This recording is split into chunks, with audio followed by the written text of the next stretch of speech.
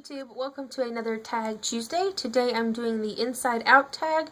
This was created by Matham Books and I saw this on Jeesethereader's channel. I'll link both of theirs below. So I'm going to jump right in. For one, we have inside flap / back flap of the book summaries. Too much info or not enough. I think most of the time I feel like they're about okay. Sometimes I feel like they're too much.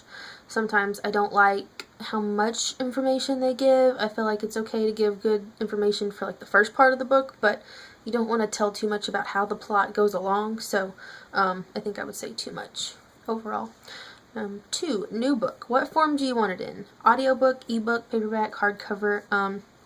Hardcover is my favorite. I will read paperbacks. I don't usually buy them. I have several paperbacks that I have bought in the past, but I've really been trying to replace those with hardcover. I have several that I've replaced and kept the paperbacks, and I use those when I'm going to the beach or just running somewhere so that I don't have to worry about them getting messed up. But I definitely prefer hardcover. I have a Kindle, but I don't use it very often. And audiobooks are okay if I'm on a trip, but hardcover is my favorite. 3, scribble while you read. Do you like to write in your books, taking notes, making comments, or do you keep your books clean? I write in the margins.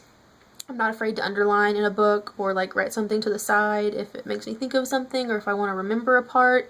I have no problem writing in books. Doesn't bother me at all. In your best voice, read for us your favorite first sentence from a book.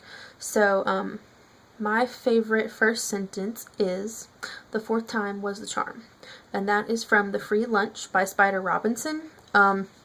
There's a lot of reasons I like that.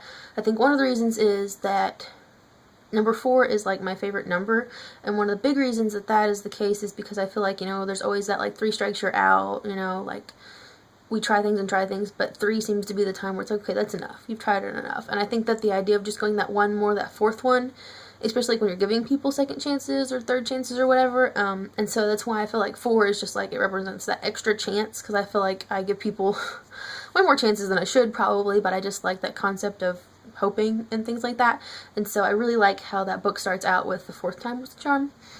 So that's my favorite sentence.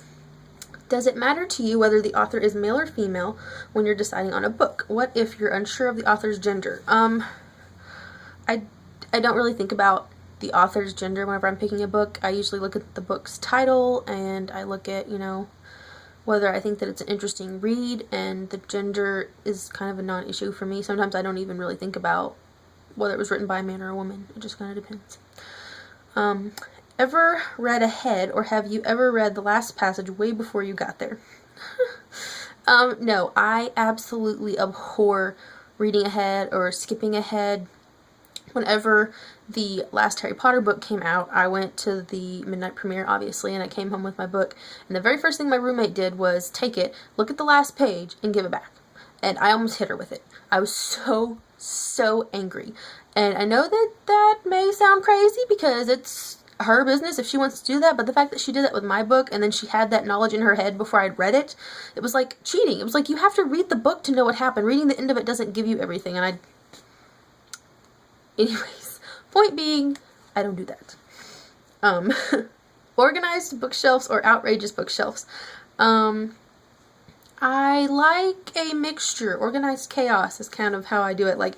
You'll see, sometimes I videotape in front of my bookshelf, and it changes pretty frequently. I'd say every couple months I go through and I just throw things around and do crazy things. So I think that just a plain organized, I think that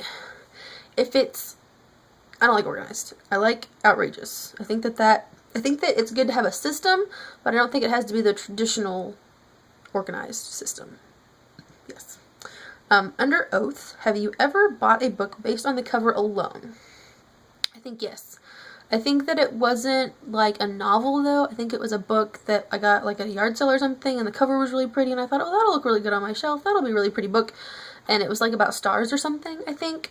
But I don't usually do that. That's kind of a rare case. So yes, I have, but not very often. T, take it outside to read or stay in. I am up for either. I don't really care one way or the other. I'll read outside, inside, wherever. Anywhere I can find a place to stop and read, I will do it. So, that is it. Those are the questions for the Inside Out book tag. I will leave the questions below so that if you want to do the tag, you can just look at them from there. And I'll also put Jeesethereader and Mayhem Books down there. So, that is my video for today. I hope that you are all doing great, and I will see you next time.